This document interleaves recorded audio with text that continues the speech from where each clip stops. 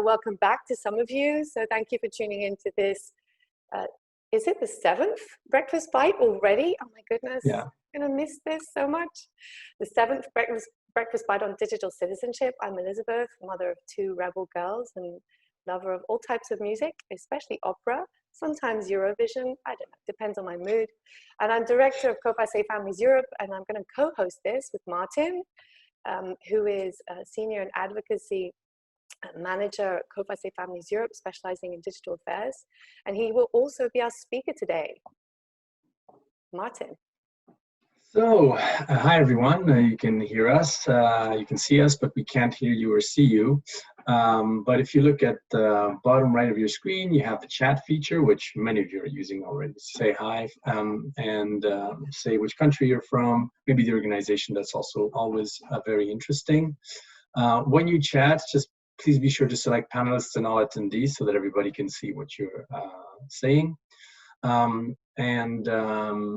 Maybe we'll launch a poll. Well, we don't need a poll for the audience. Should we do a poll with the audience? Shall we find out who's with us today? Yeah. Okay, let's do it. It's always nice for us to understand who out of the 50. Ooh. See the votes coming in this time. Good morning, Sweden. Hey, Paris. Hello, Sofia, Bulgaria. Macedonia. A lot of teachers. You don't like the new normal? I know. What can we do? What can we do? These are crazy times, right? We can stick together, I guess. Hey, everybody, remember to select all panelists and attendees when you say hi, because otherwise we're the only ones who see your beautiful Europe vote. Okay. A few more. Okay, let's do it. Here we go. All right. Again, quite teachers a lot. They really like this. Quite a mix, yeah. Many teachers tuning in, students, researchers, policymakers, think tanks, citizens, parents, I'm one of them, ICT industry, great to have you with us, and European NGO friends, welcome. Right, so again, quite a mix, and that's fantastic, you know, you represent all the different layers, I think, of digital citizenship as well. So, you know, we have a total of just under 330 registrations for all the bytes, so it's fantastic. And of course, you've decided to tune in the different bytes, and that's great. We kicked off the whole series last Monday with a video address of the Executive Vice President of the European Commission, Margrethe Vestager. It's a great support message that you can see on our website and on social media as well. So let me extend again a big thank you to the Executive Vice President for her support and all her tireless work to shape a digital Europe that works for society. Now, before starting, Martin, a few tips for the newcomers? Yes, so make sure you're close to the Wi-Fi router, maybe even plug your computer into the with a cable, that's even better. Make sure you have something to drink. I have a bottle of water, so it's overkill, but something, a mug, coffee, tea, juice, but water is best, I guess, for hydration. And then if you're already thinking about questions, don't forget to put them in the Q&A, not in the chat. So don't post your questions in the chat, otherwise they'll just kind of sink in the all the comments that people will be sharing. If you're on Twitter or Instagram, just feel free to mention us. So Twitter, the hash handle is COFACE_EU. And yes, I'm a bit tired, Elizabeth. Yes. Yes, you've got a question about late nights. All right, let's go. Look, so this is the 7th of our digital citizenship breakfast bites, and this time we're focusing on the online business model, the overriding online business model, which is advertising, or is it? Let's have that discussion today with Martin, who's going to take us through this very important aspect of digital citizenship. Now, before starting, we have a few questions. We have just under 60 people now tuned in, so let's give ourselves a bit of time to get into the right frame of mind. This might be new to some of you, or it might be old hat. Let's see. A first question we want to put to all of you is this one. Launching poll. Is it working?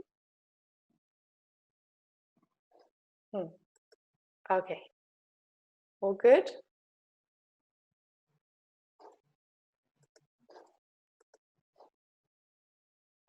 Are we okay? Martin?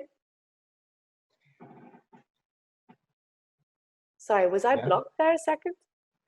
No, okay. I see the votes coming in. Okay, the votes are coming in. So the question is, how much do you think business models affect content and the overall online experience? A lot, somewhat, to a limited extent, or not at all? So we'll let you think a little more. Okay. Here we go. End polling. Share results. Here we go. Martin, what do you think? Oh, wow. Good. Good. Well, I don't even need to talk. I guess everybody understood what I'm going to say. So. So that gives an idea, okay, of where people stand. Then another poll we're going to ask. So here we go. Something else to think about. Here we go.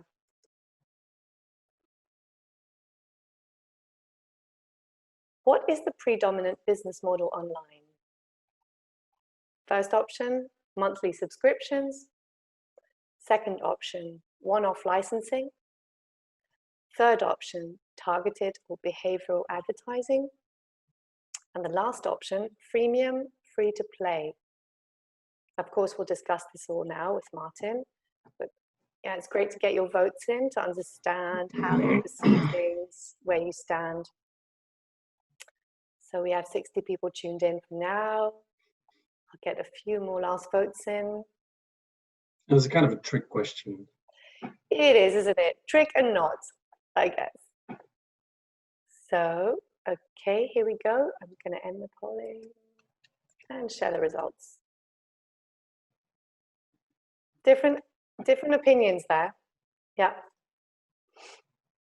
Okay, we'll talk about that in a second. And then a last little poll, if you may.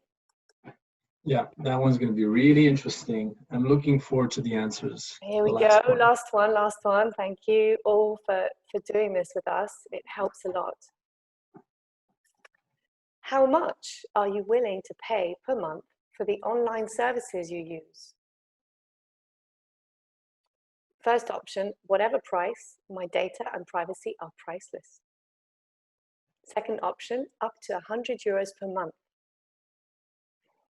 Third option, up to 50 euros per month. Fourth option, up to 20 euros per month. Last option, I don't want to pay, I prefer renting my data for targeted advertising. And the votes are coming in. Get your heads around this question. Really I'm going to give you a few more minutes. Yeah.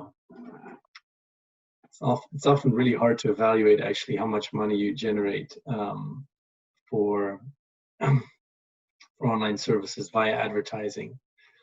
But now you know that now people know that it's mostly between 20 to 50 euros max. Nobody is willing to pay up to 100 euros for the services they use.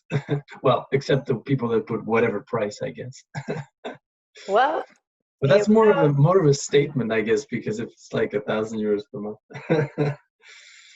So, but that's really interesting. Okay, wow. Nice. See that? Mm-hmm. All right. So, here we go. Right, Martin, well, the floor is yours. Okay, so I'll share my screen and start the presentation.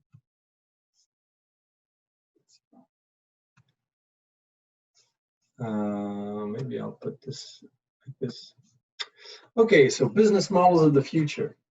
So this topic is going to be about business models and how business models affect the kind of experience that you have online. And the first part, I'm going to kind of skim through this because it's a website that we've set up for another project, which is about the link between nutrition and advertising. And then we decided to extend it to online advertising and do a sort of a guide. So I'll go through this one rather fast. Put this in full screen if I can. I mean, take your time, really. Yeah. But this one, it can be long. It can be long, and basically what I'm saying is all explained as a text that I've put on the website. So if you visit this website, you'll have all the information you need. And this is more about how advertising works and all the different techniques and the business models. So where we are, and the PowerPoint that I'm going to continue on after I'm done with this website is going to be about where we might be heading into the future and what could be interesting for future business models. So I guess that's the most interesting part. I think this one is more like a sort of a state of play and looking back at the past and how these business models have developed. So it's become more and more easy to buy things online, but it was not always as easy. And there are many different business models, of course, that we've seen with the polls. And it's kind of a misleading question, obviously, because when you're asking about what is the most predominant business model, and you have to take everything into account, then how are you measuring it? What are your statistical sort of methods? I mean, is it because, for instance, Amazon, you could say it's one-off licensing, so to speak, because you just pay for your good and then you get your good. But then again, there is also a data gathering in the background for advertising. So sometimes these business models overlap. And then depending on how much you are using this or that service, then you're more or less exposed to one or the other business model. So it's kind of a trick question, but what is true is that targeted and behavioral advertising, as we've seen, has kind of permeated the entire industry, simply because the other business models have certain issues with them or limits, and I'll discuss that later. So you only pay once. That's the most obvious business model. It's when you buy a good, you just pay once for it, or when you buy a game in a box where everything is included, you don't have to pay any extra, or you pay for us. Then you have also the subscription model where you pay per month. So Netflix, World of Warcraft, those are also quite standard. And so the question is the internet becoming more and more commercial? Quite the contrary. There's many people would say, well, there's many more free content and free services, but it's kind of misleading, obviously, because you pay via another kind of currency, you could say. You pay with your time, you pay with the data that you share and the information that you share. And so that has consequences on the actual offer and your experience online. We'll see that later. So here, let's back up a little bit on the internet. And the origins of online advertising date back to the 90s, late 90s. And with the appearance of banners on websites. And the first banners were evaluated because there was no precedent. So the value was evaluated based on the price of ads in magazines. And so you'd have a magazine and you have an ad on one of the faces, and they just sort of said, well, that should be about the same price or exposure or price to pay for an advertisement on a magazine or for a banner. But then they realized that click-through rates and the actual impact of banners was much lower. And that's one of the reasons why we had this .com bubble, is that suddenly people thought that the internet would be a sort of a cash cow for so many people, and these banners generated millions in dollars in revenue originally for many websites, and that collapsed, maybe divided by 10 or 50 or something, because just people realized that the banners weren't as effective. And so in the 90s, you would pay between $30 and $50 for 1,000 views, which is huge. Today you pay, I don't even know how much you pay, but you pay like at least like a few cents or something for that many views. And so what targeted advertising and behavioral advertising basically changed is, yeah, here's 50 cents for 1,000 views. So pay per click is that in order to increase the click-through rates, it's much better to have targeted advertising. So if you can know who's looking at your ad, then obviously you're not going to feed Viagra pills to 18-year-olds. And so if you know who's watching, then you can sort of target the ad and make sure you increase those click-through rates.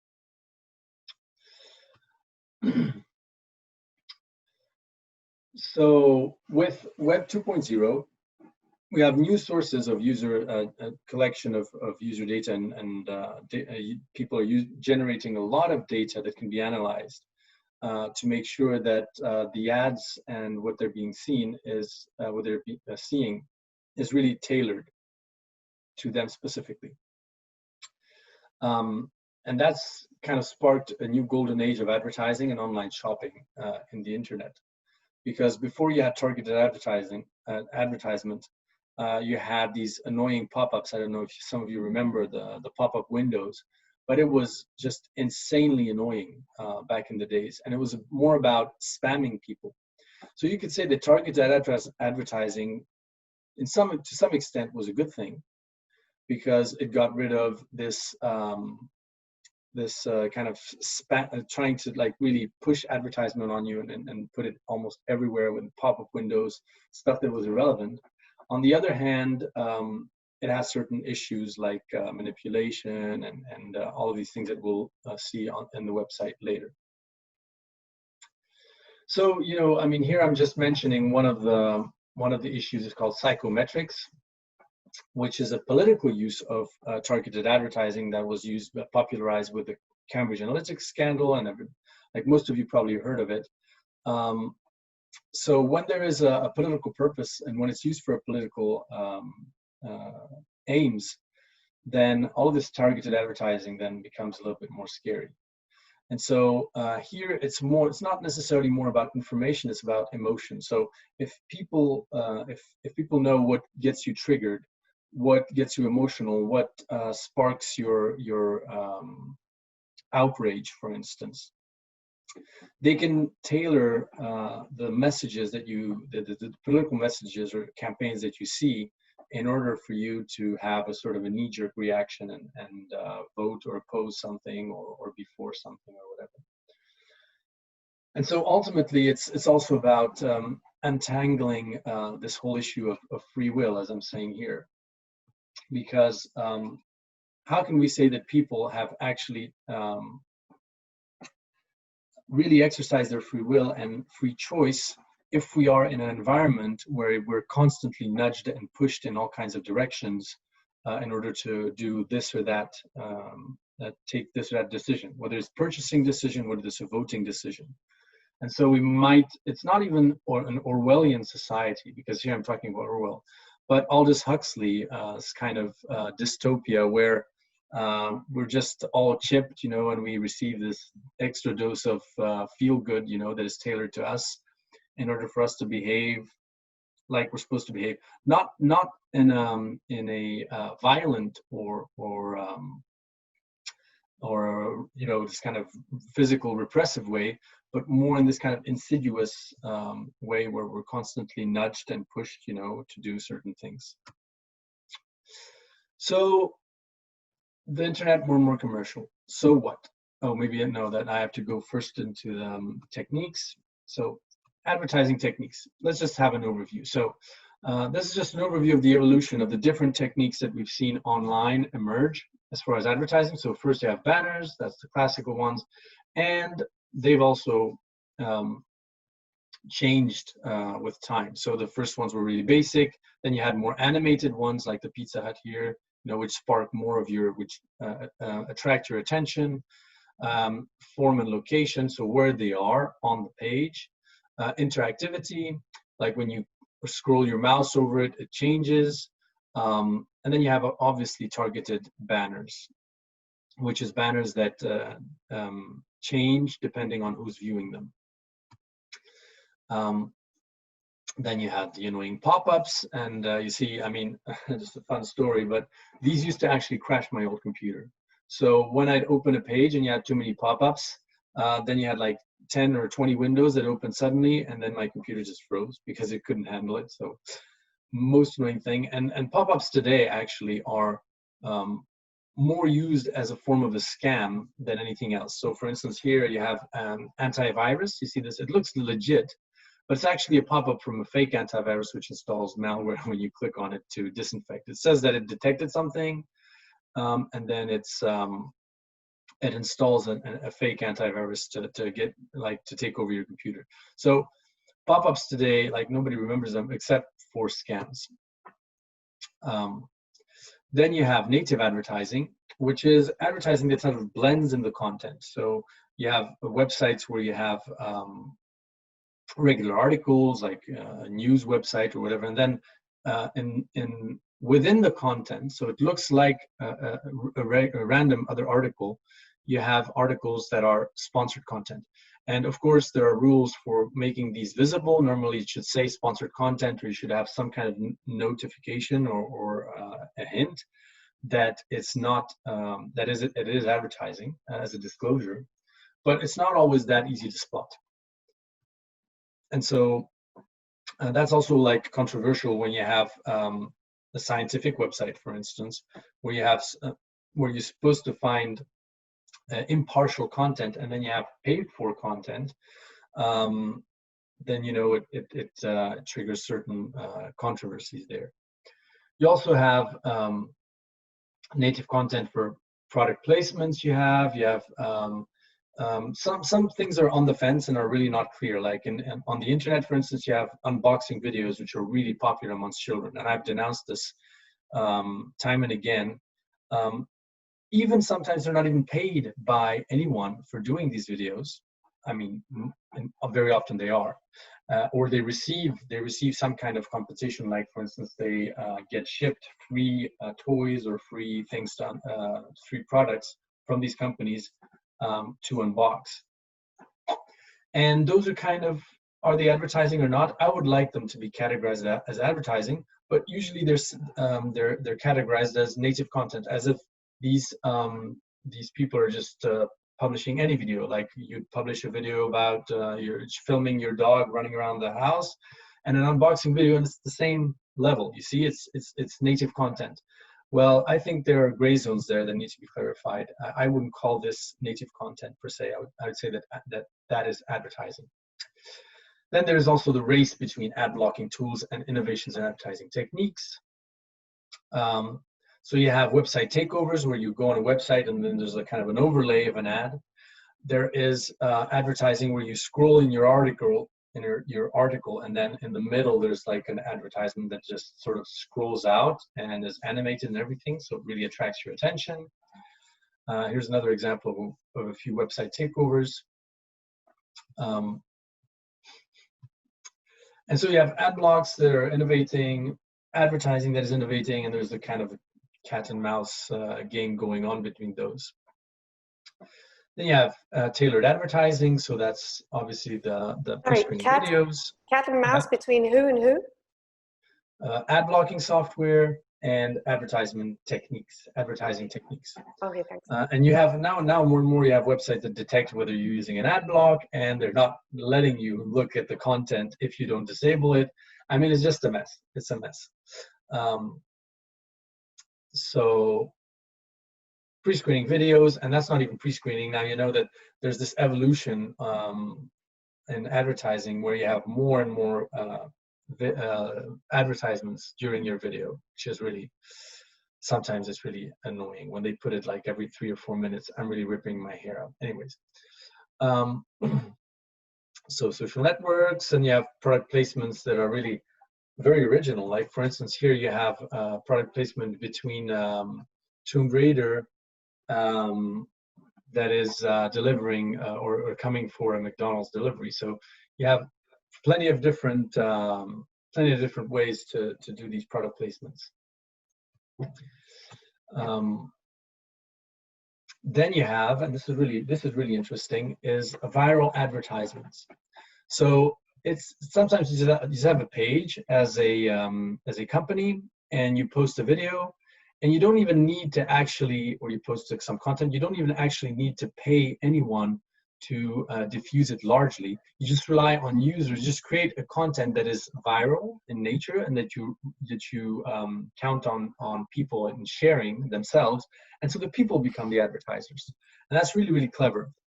So here it's like Sainsbury used the Christmas truce story to advertise their chocolate, and they even had like a limited edition version of that chocolate bar produced and available in their stores. So very clever one. Another really clever one that I liked is the Coca-Cola one, where they put your name on the bottle.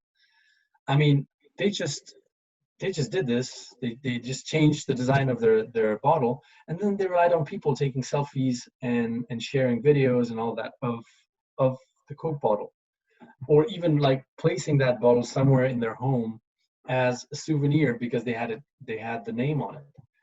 And that's amazing. It's amazing because your advertising costs are almost zero. It's the people that are now the advertisers, and so that's also very powerful.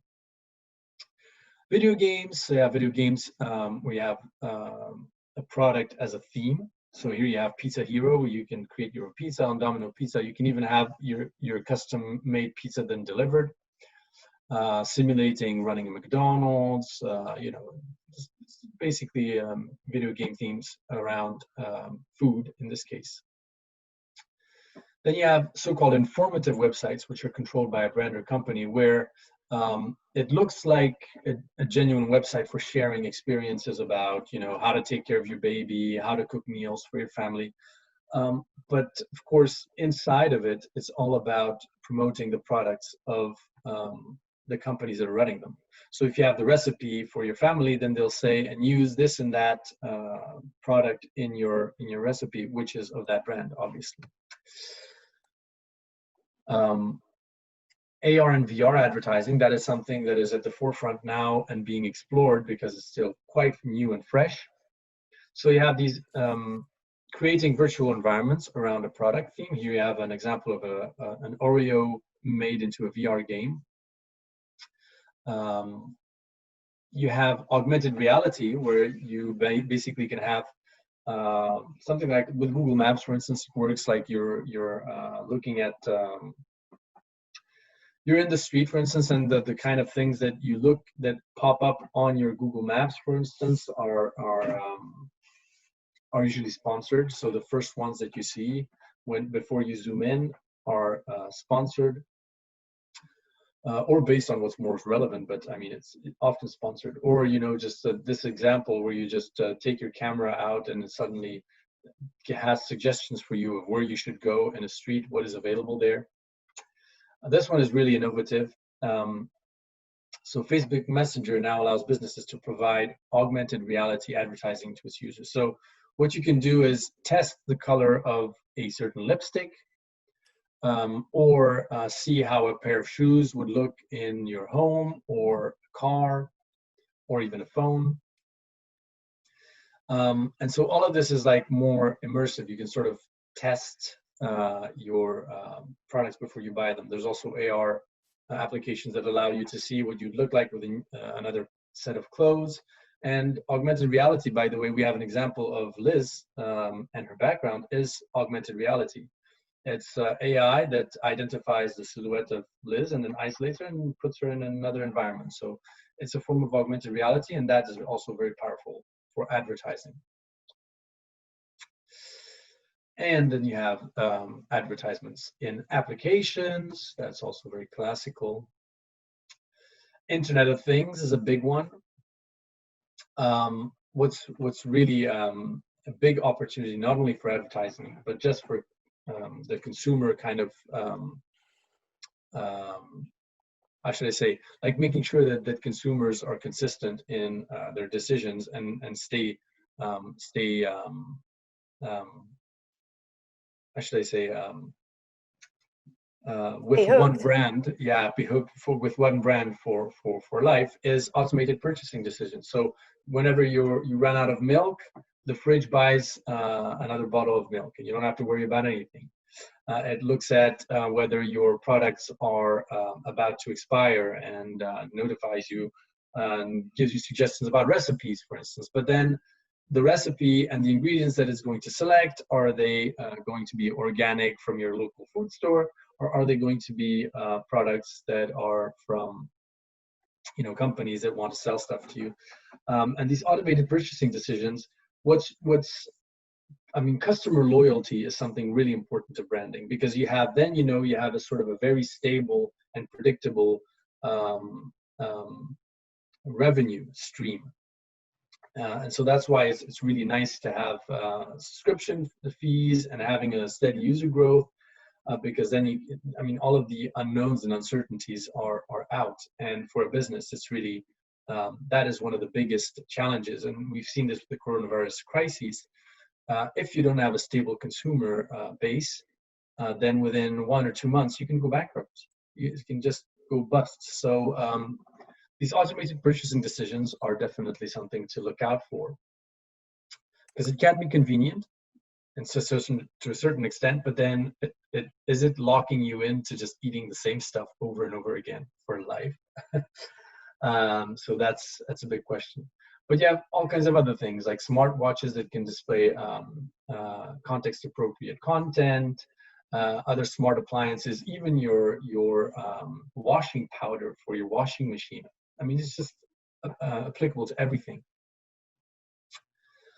Digital personal assistants, that's another big one. Everybody has their Google Now or Google Home, Alexa, Cortana, Siri. That's the main ones.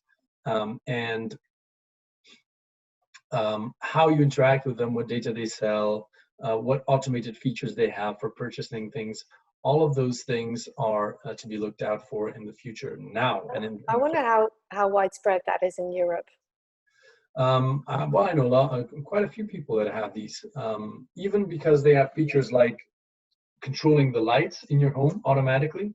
So you can ask Alexa, like, Alexa, dim this light, turn on this light, whatever. So they have plenty of features, even turning on your heating, for instance, 30 minutes before you arrive home. So it's not that there are no advantages. Even playing music, it's really convenient. You just talk to them, say, play my favorite tune. But what is the counterparty? Often they sell below the cost of hardware, actually. They just sell them for like $50 or whatever, because a lot of the money is recuperated by the advertisements and the data that they collect. So, and then, of course, there's the limit between advertisements and fraud. And probably many of you saw this kind of ads where you just enter your cell phone to win something. And of course, when you do, and this is an old one because I think it's been has been tackled since, but just to show you that some advertisers, some people, not really advertisers because these are fraudsters, are trying to make money off of you in many different ways. So if you put your cell phone there, you subscribe to a premium SMS service, which just drains your finances from your phone.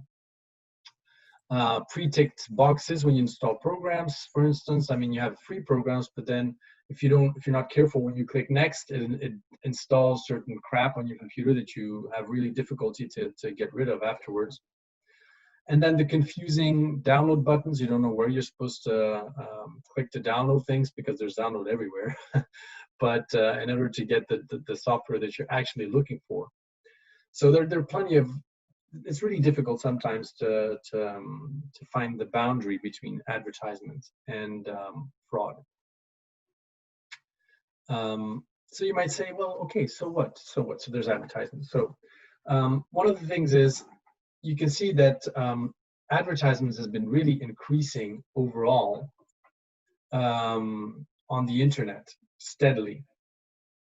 And this is because also advertisement is very practical for many different reasons. Imagine if you had a monthly subscription and each year or each month it would increase by $1, the cost.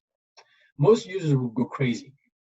Now with advertisement, and as we've seen with services like YouTube or Facebook, you can increase the level of advertisements gradually, And users will know the difference after a while, but they won't be as annoyed as if you'd increase the price of the monthly subscription by €1 a month or €1 a year.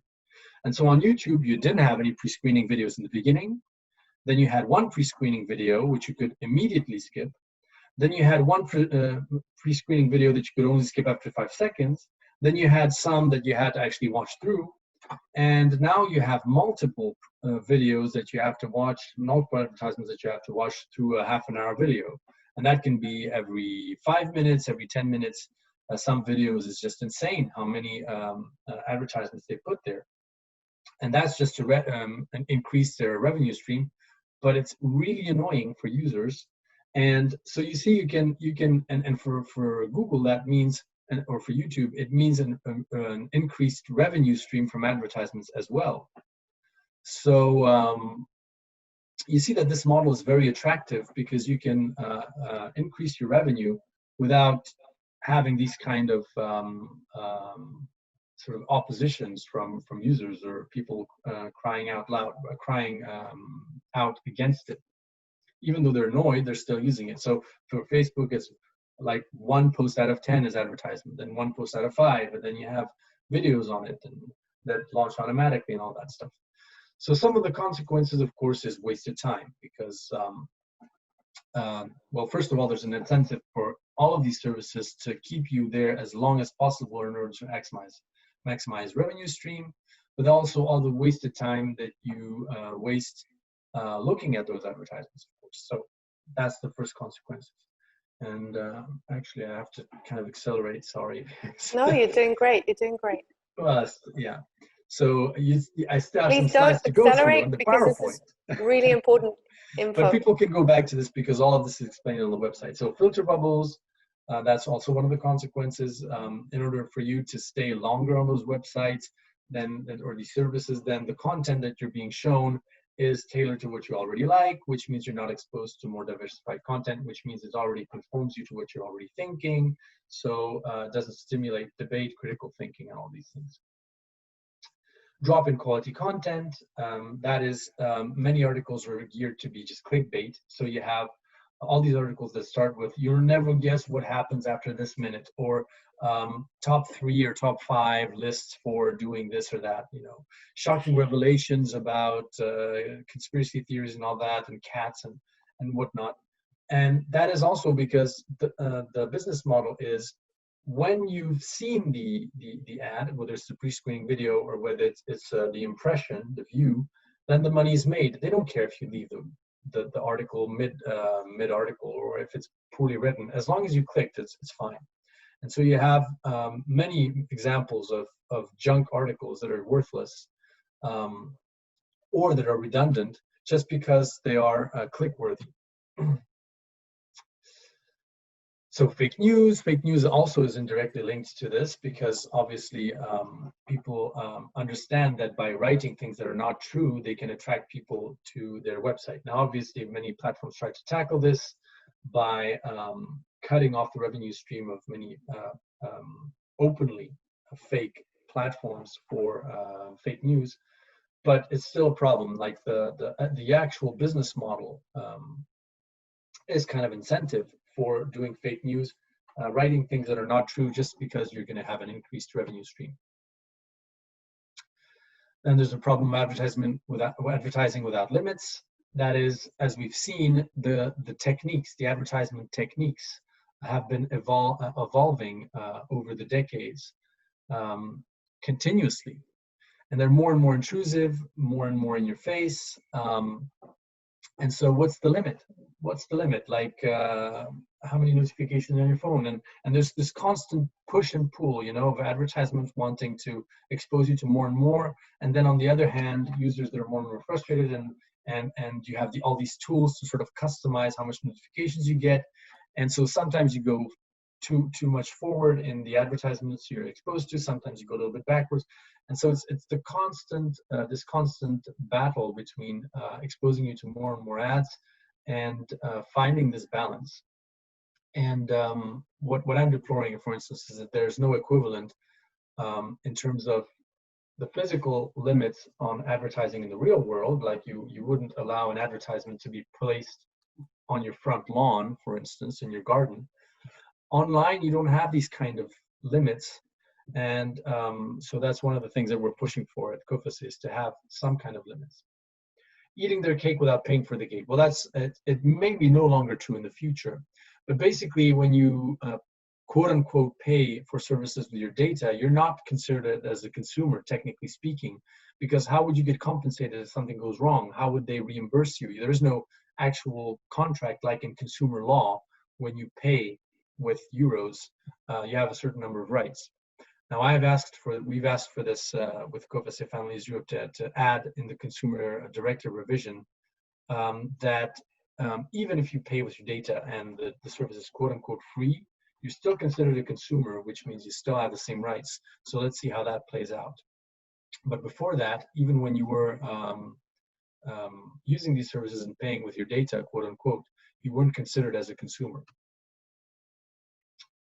Then you have social standards, of course, and the internal debate whether the media is just a reflection of social standards or whether social standards are transformed by the media. And so you have advertisements that are playing around many themes, and they obviously influence society and how people think and their values. And so you have some of them that are like virtually promoting rape, objectification of women, you know, the correct body, kind of standard body image, and some of them play in both directions. Like, yeah, Victoria's Secret and Dove did a campaign like just to go completely in the other direction. So and then there's the manipulation, of course, and the fact that we were talking about that with psychometrics and behavioral advertisements. These algorithms will be so sophisticated, and there will be so much data collected about you, about your emotional states, that it'll be difficult to know when you're making a decision that is freely chosen and when not. So let's see. Discrimination, schizophrenia, fraud. Well, I'm going to skip all this, but feel free to just read through it. So the opportunities and the risks. Obviously, there's a lot of opportunities on the internet. It's just about, for me, it's really about what limits should we place on advertisements.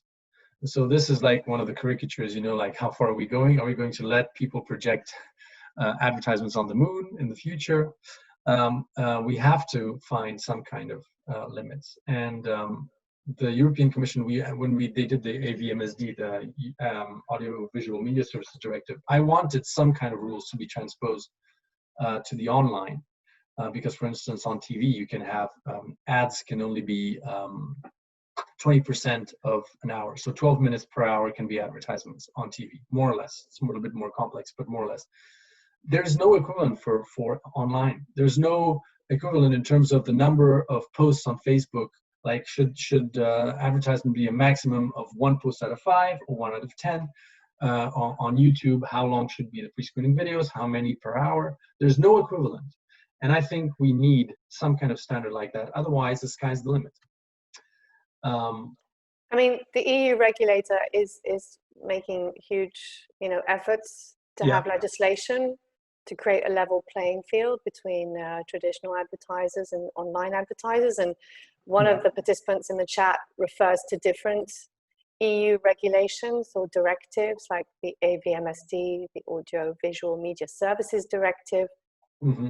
So I think there are attempts definitely to regulate, you know. There are attempts. But it's not easy, I think, for the reasons that you mentioned. That, it's not easy, but they just didn't go far enough for me, at least. There's just no equivalent. That's something to think about in the future, basically. What I would really like, again, like what I said, is to have certain standards. How many posts out of 10 can be advertisements?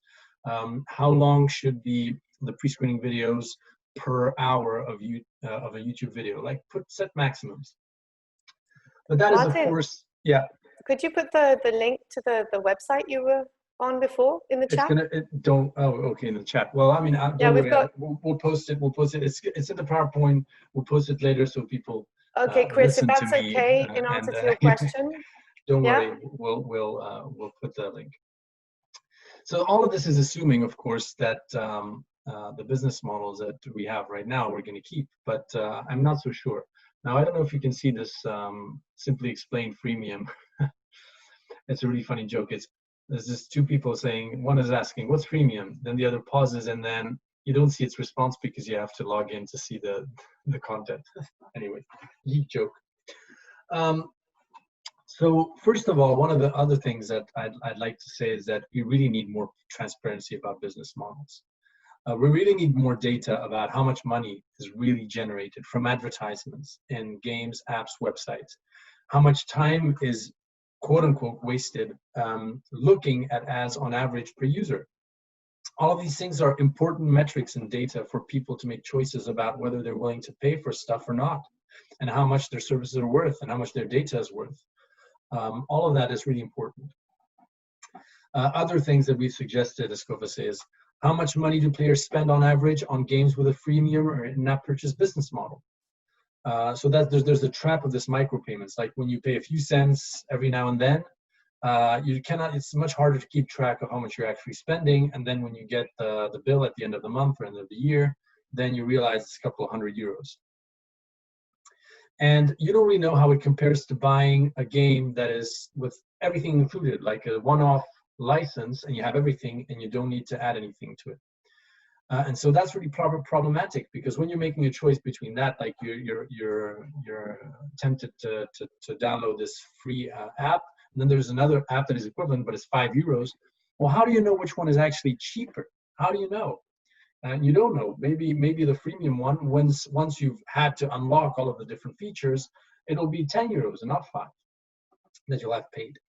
And besides, many of those freemium models, as we've seen with the talk of Julien in the second byte, which I invite you to see on YouTube once it's uploaded, the games are designed in a way that have this kind of frustration and level of difficulty when it's games, to make sure that you're really incentivized in buying things. Like you have wait times, you have plenty of different strategies to make sure that they extract the maximum amount of money off of you, which might be 2, 3, 4, or even more than what you pay for a game where you have a one-off license and you have everything. Now let's get into alternative business models that might, because the topic of the talk was business models of the future. And that gets us into a can of worms, which is why I was trying to accelerate, because this is going to please don't accelerate. Take your time. It could be long and complicated. But blockchain technology and crypto assets can really change a lot of things. The problem with online business models and why advertisements is so popular of a business model is because paying for things online has always been difficult, especially about more than 10 years ago, when you had to have a Visa or MasterCard integration with your business. It was extremely burdensome. The administrative procedures, the cost, I mean, you really had to make sure that you had a stable consumer base and already some revenue to be able to stomach all the process and all the cost of having official payments mechanisms for people to be able to buy stuff from you. But having a banner, placing a banner, is not that difficult, honestly. And so that's why advertisement also is one of the most popular ones for many people, because integrating payments online is not easy. Now, services like PayPal made that a lot easier, but still, if you're a business, you still need to jump through some hoops in order to have a sort of a premium account on PayPal. And blockchain and crypto assets actually blow all of that up, really, because anyone can download an open source wallet and start receiving payments in crypto assets without filling out a single form.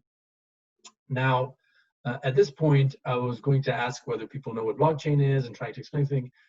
I'm not going to, because otherwise at we'll do a 11, separate at breakfast bite only on that. oh, maybe. But so we wouldn't have finished in an hour. So, but just so you know, I mean, for permissionless, decentralized blockchains and crypto assets like Bitcoin, like Ethereum, like Litecoin, like so many others, there's no conditions for setting up a wallet, and you can just have a QR code on your website and people can start sending you money instantly. And that changes many things. It could potentially change many things. And it's Martin, really funny. is that already a reality today? People do that? Yeah, people do that. People do that more and more. Of course, for now, it's more the crypto geeks, because there is a kind of a learning curve for blockchain and crypto assets, where it's still highly technical, not very user friendly, and there's still a lot of scams. So full disclosure and disclaimer: be careful when you interact with any crypto asset. If you use them, then only purchase some that you intend to use directly in the future, like for buying something online or for receiving payments, because it's still very risky. People don't know how to protect their passwords. People get hacked. So it's still not for the mainstream, but the potential, nevertheless, is important to talk about, because it could change everything in terms of the online experiences we're having and mitigate all of the effects that the targeted business model, advertising business model has on the experience that people have online. So here's the funny image: is Bitcoin magic internet money is like the very, very first image that was about promoting Bitcoin on the Reddit forum, and is now like a classic thing, because it's just representative of the geek community and spirit of the crypto assets. One other thing that I want to talk about that would really revolutionize this interaction between people that provide a service, people that provide content, and people that consume it. So you have those three-way relationship, and that is smart contracts in blockchain. And so with these two slides, actually, I'd have enough to do about 5 different breakfast bites to go into the depth of how it works. But I have to do it in 5 minutes. So, so basically, what is a smart contract? It's just an autonomous piece of code that's running online and executes a certain action if certain conditions are met. And the example that is really easy for people to understand is a vending machine. A vending machine, inside of it, has a smart contract. When you put money in, it throws a product out. If you don't put money in, it doesn't throw a product out. And if the smart contract were to give you food, even though the conditions of putting money in is not met, then it's a very poorly designed smart contract. So it's just a piece of code that checks if a condition is met and then executes a certain action. So here it checks if you put the good amount of money into the machine, and then it gives you whatever you're asking. And coupled with blockchain, this execution of the smart contract can be certified, transparent, and not dependent on a third party. And this is really important, because when you're doing a transaction by your bank, for instance, your bank is the third party, which is validating and is the one that is verifying the transaction. When you're on blockchain, there's just that program that is verifying that transaction. And since it's running on a blockchain, you can also check what the smart contract has done, and check how it has sort of done it, and why, and how it's been configured, and what actions it has done in the past. So it's fully, you can fully reverse, go back to these actions and check whether everything was done correctly. So you can think about it as a form of automated notary service, which facilitates interactions between 2 or more parties without having to have somebody official that you have to pay, or a centralized third party to validate that interaction, like between a user and a content provider, for instance, that want to interact. Like the user wants to access content, the content provider wants to provide content, and there's this smart contract that can mediate that relationship. Concrete examples is really the best way to illustrate the power of smart contracts. MusicCoin, for instance, which is here, I took a snapshot from their website. MusicCoin is a platform where musicians, kind of like SoundCloud, musicians can put their music there, and they set up a smart contract. So they basically configure how much money is going into the pocket of the singer, of the producer, of the audio technician, of the drummer, of the guitarist. And so there's just like, and then the users want to listen to the music. And what they can do is just purchase like you purchase for Spotify, like a 10 euro credit or whatever, equivalent in the crypto assets, which is music coin. And then when they listen to a track, they have a tiny micropayment, which is like a fraction of a cent.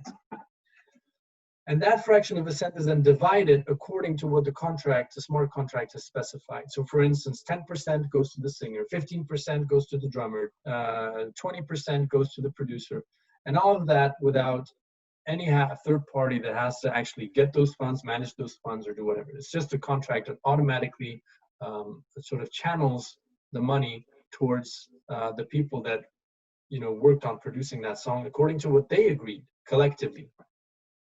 And so you just have a program that is directly mediating users that want to access music and people that want to provide music, a platform, but that doesn't take 10, 20, 30% like you would have, Amazon that would take 10, 20% of your sales, or any other platform that would take percentages. It's just a program.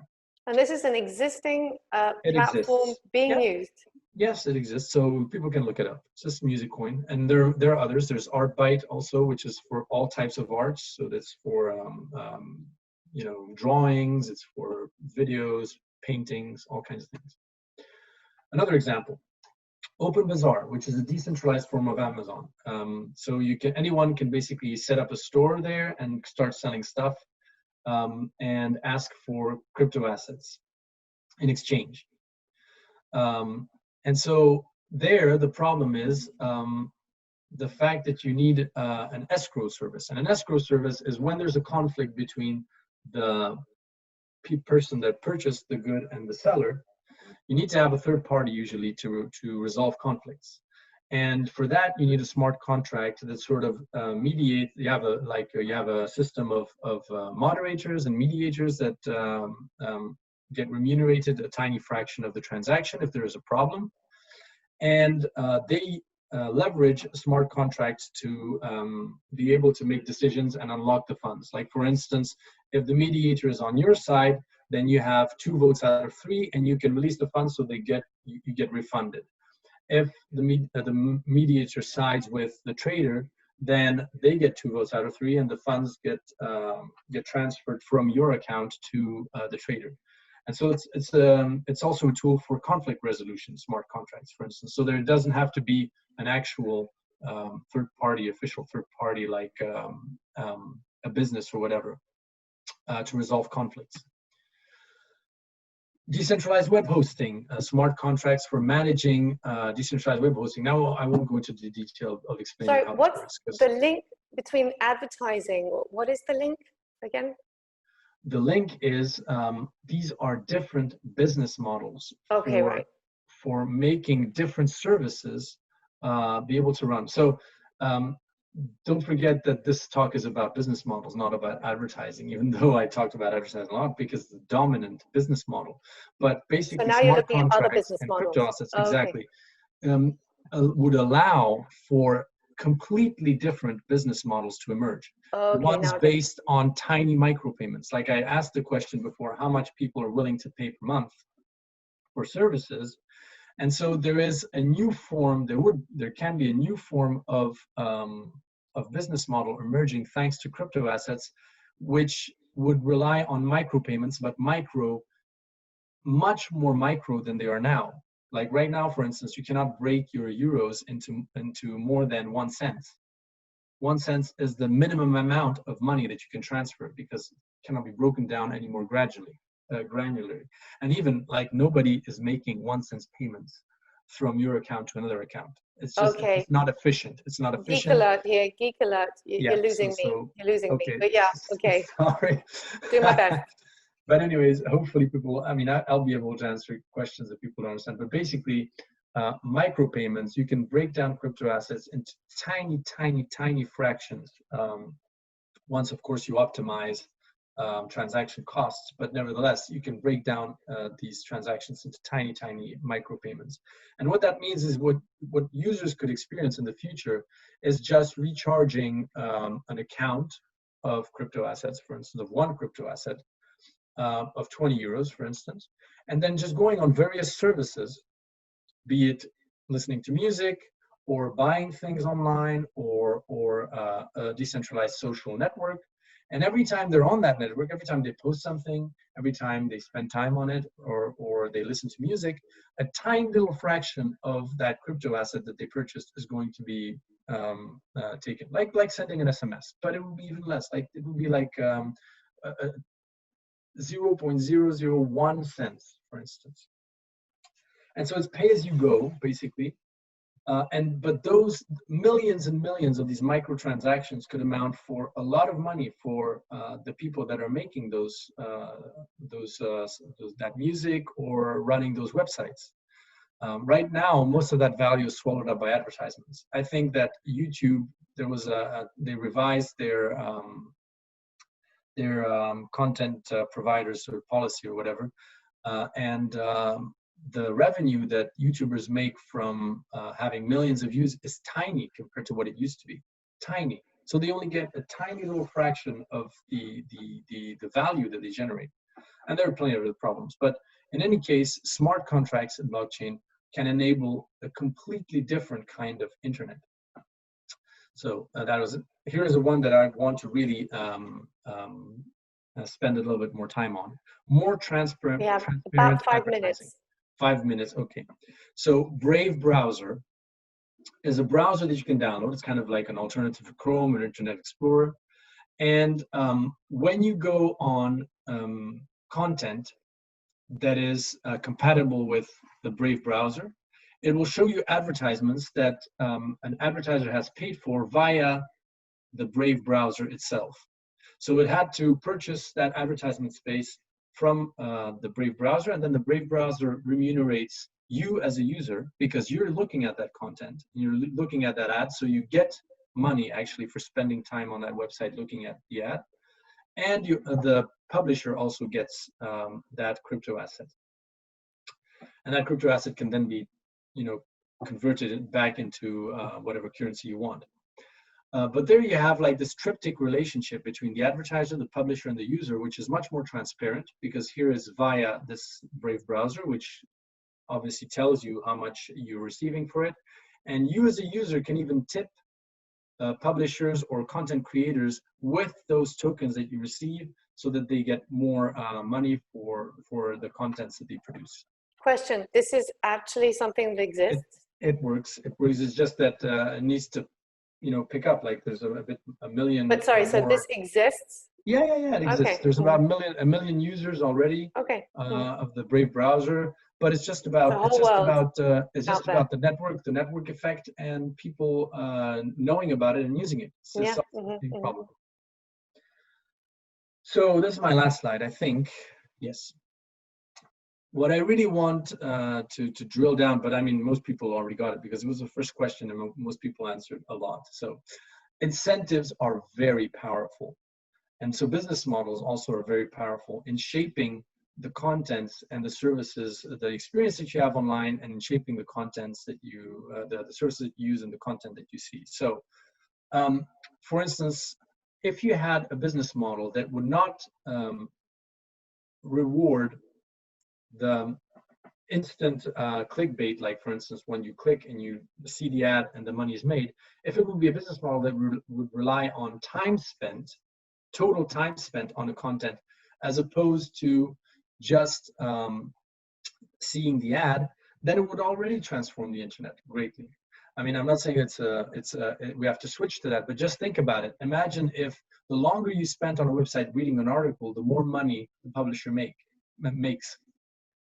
Then they wouldn't have these half a page clickbait, one paragraph, poorly written articles with plenty of banners all over the place.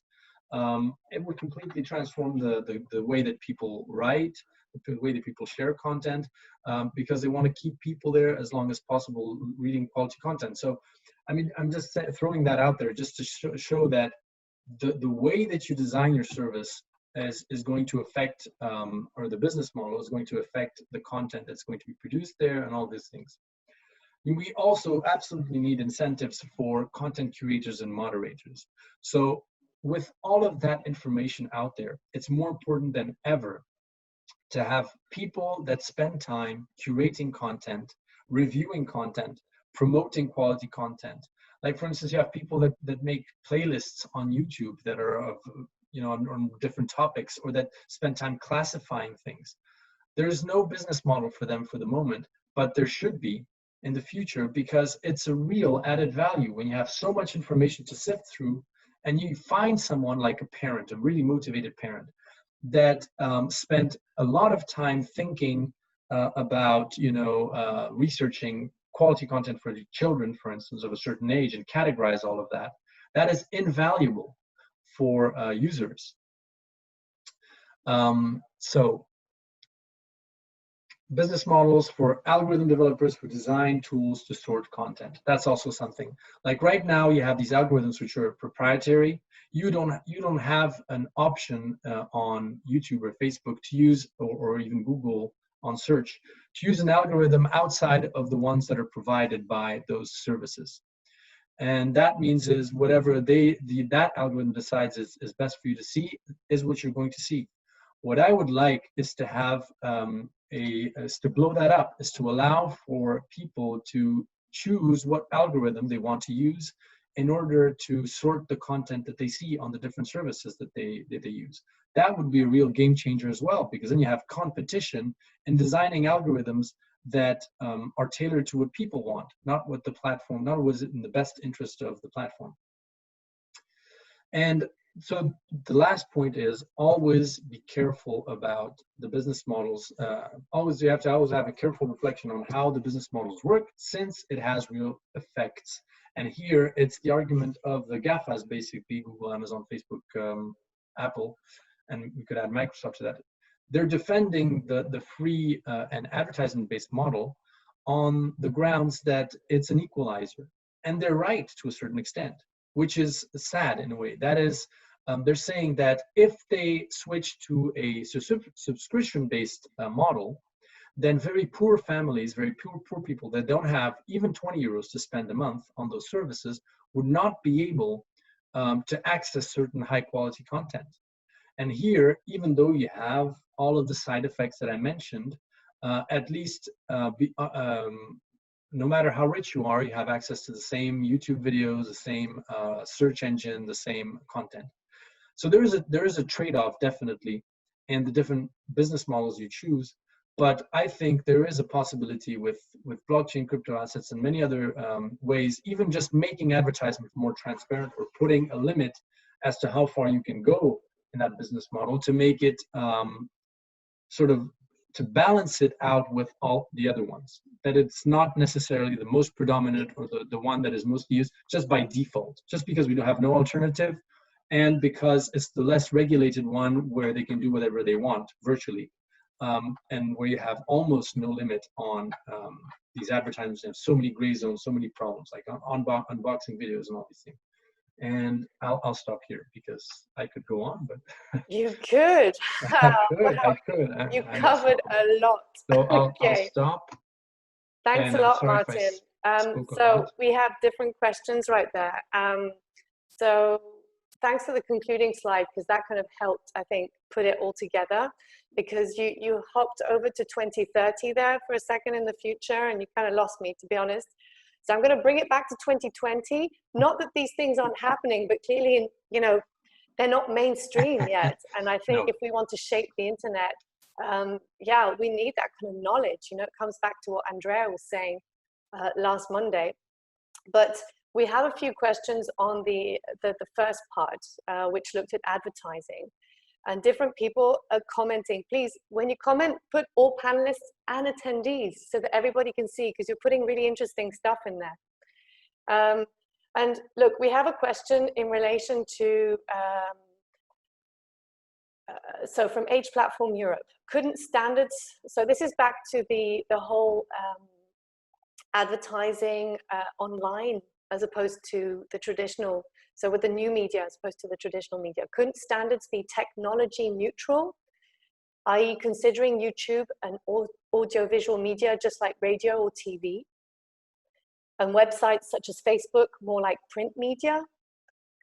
I mean, Martin, correct me if I'm wrong, but is this not what the AVMSD, the Directive on Audiovisual Media Services, tried to do? Tried to bring them all, put them all on a sort of more level playing field? Yeah, so they try, but the problem is you have specificities of online media, which you have to account for. Facebook, I mean, on a print paper, for instance, you cannot shift between different advertisements depending on who's reading it. You cannot add or subtract more or less advertisements as you read the newspaper. It's fixed. Like there are certain newspapers, you buy them and you know it's like 80% advertisements. Like some of these fashion magazines, it's just insane. All I'm saying is, well, first, so that's the first hurdle. It's not the same. It's not the same. Ideally, I'd love to. What I'm saying is the principle of having a limit is really important. And at the moment, there are none. So while there is a principle, for instance, which is really easy, like 12 minutes of advertisements per hour of TV broadcast. That's pretty clear. And there's no equivalent for online. And I just think that we have so much technology now, so much innovation, and we cannot even figure out if we can have an algorithm that can like load up a page and just see, calculate the entire surface of the page and see what the ratio is between content and advertisements, and saying if it's a threshold that is above 20%, like more than 20% of the page's kind of surface area or that the user sees is advertisement, then it's too much or whatever. And I'm not saying that it's this golden silver bullet. I'm just saying that it would be already a step forward in bringing the online advertisement and the online sort of environment in line with what you have in all of the other media, because then you have all kinds of ways to circumvent it anyways. Like on TV, for instance, product placements are they're part of those 12 minutes, and you have gray zones everywhere. Of course, and that's like in a capitalist society where you have competition. We will have this cat and mouse game, but we haven't even started in the online, for me at least, from my perspective. We haven't even started in engaging in that process. So that's what I would advocate for. So technology neutral, I don't think. I just think that the principle of actually putting a limit, setting some standards has to be initiated. Absolutely, and that starts with regulation, legislation, right? It has to, because there's just no other way, huh? Otherwise, I mean, imagine if we had no regulation, for instance, on advertisement in public parks. I'm sure that within a year, you'd have posters on trees, you'd have like, so, I mean, it would just be a chaos. So there's certain things that you can and cannot do in the offline world. I think the same should apply to the online. Yeah, because I'm looking through the chat, the different chats, and someone said legislation is not enough. The key role is supervision of these ads. I don't know. Also, but the thing is, that's why I'm saying that these tools like algorithms are so useful, is that if you have, and this is about RegTech, technology for regulation. Of course, if you have nobody, if like you have a rule that you shouldn't have any advertisements in public parks, but then you have 0 police officers or 0 people that are actually enforcing it, then how useful is the regulation? Everybody knows that. And that is a big problem. That's something that we've been talking about in the field of consumer protection forever. Enforcement. Yeah, but it's true. Now you can really harness the power of technology because you have bots everywhere online. You have bots on that crawl the web all the time, that look at things. So you can easily design algorithms that automatically load up pages and check which percentage of the surface area is advertisement. You can have bots that load YouTube videos automatically and check how many pre-screening videos there are. There's just so much potential for RegTech in like sort of reining in advertisements and regulating it automatically with zero efforts. Like you wouldn't actually have to have commission staff that open up, individual web pages to check if there are, too much advertisements or not. That's something of the past. It's true. So technology can really help, right? For technology, you have to use technology. The solutions for technological problems will in many cases will be technological as well. It's just, I don't even know if maybe I'm the only one that's proposing this, because I've never heard anyone say this.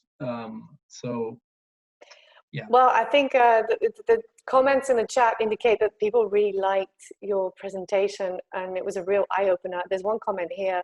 Today's presentation proves that everything is connected with everything, and business models do influence our online experience, very much so. So that's, that's even just being aware of that, I think, is really essential, and not everybody is aware. I want to come back to some of the questions on cryptocurrencies. There was a comment, if I just take a look here, cryptocurrencies are forbidden in certain countries as they are used a lot in criminal actions. So is that like is cryptocurrencies still forbidden? Yeah, the legal status of crypto assets are still up in the air in many countries. In some countries, it's just not even regulated at all, so it's a gray area. You don't know if it's okay. So now, it's not regulated. As far as drugs and all of those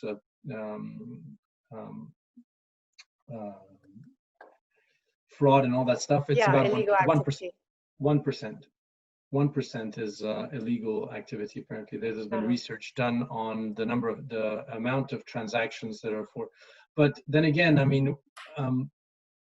there is a sort of a scare propaganda around crypto assets, because it's true that they have very scary potential, but don't forget that you can do the same thing with cash.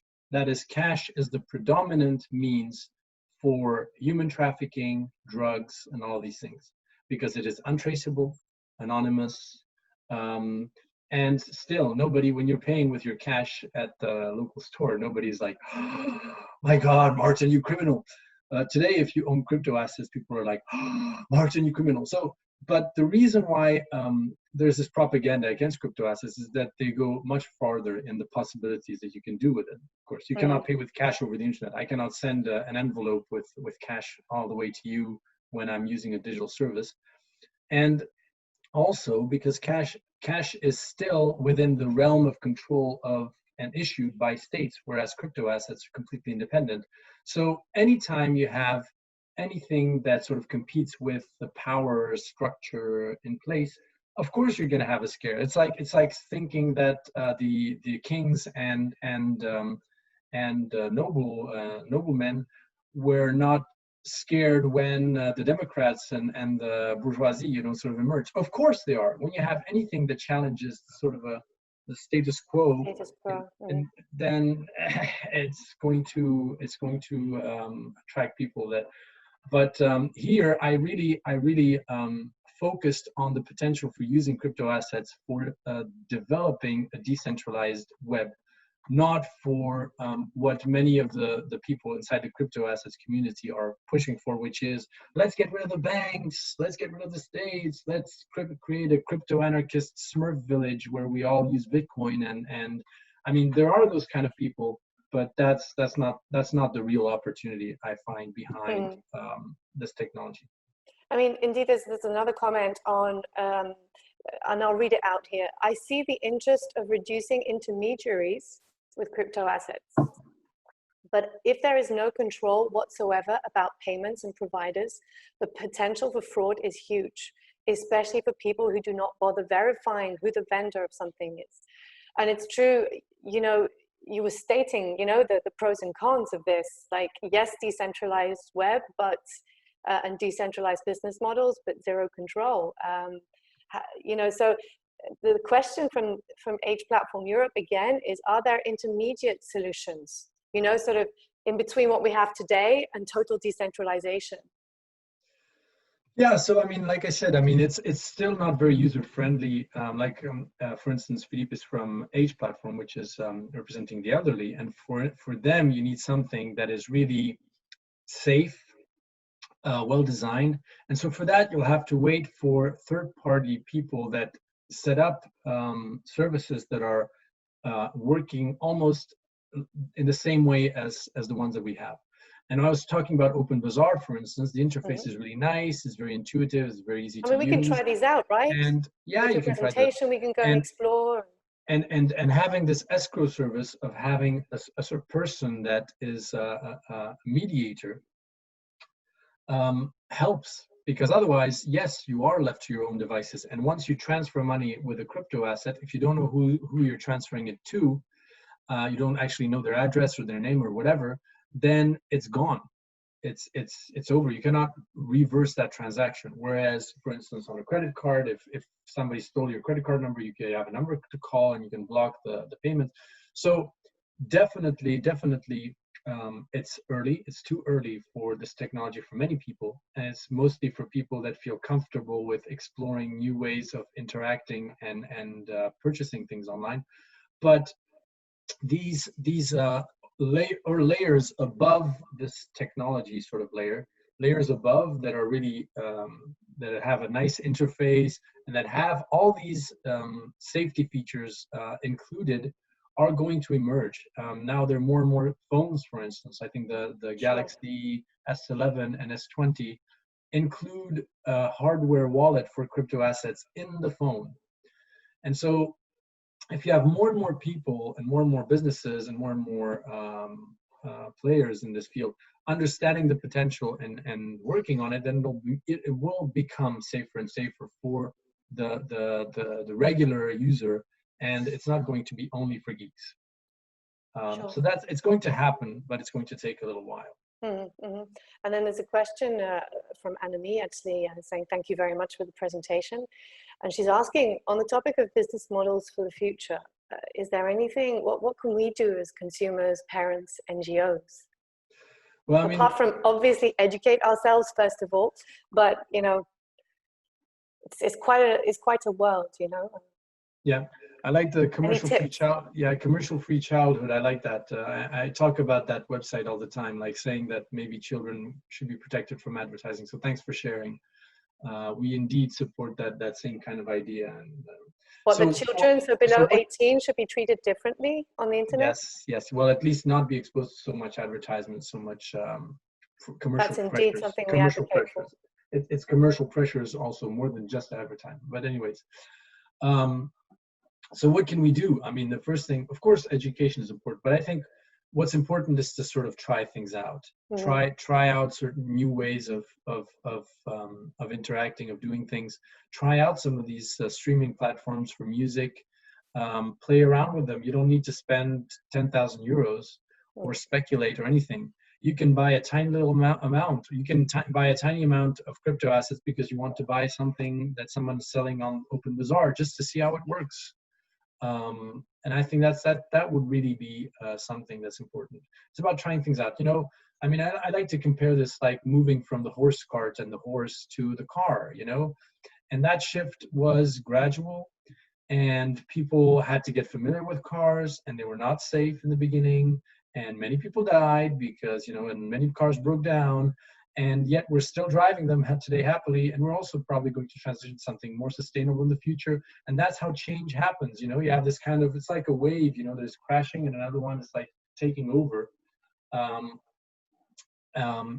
you know, I feel like Arya is questioning about crypto assets. You know, like we want the new solutions always to be instantly safe and instantly perfect and everything.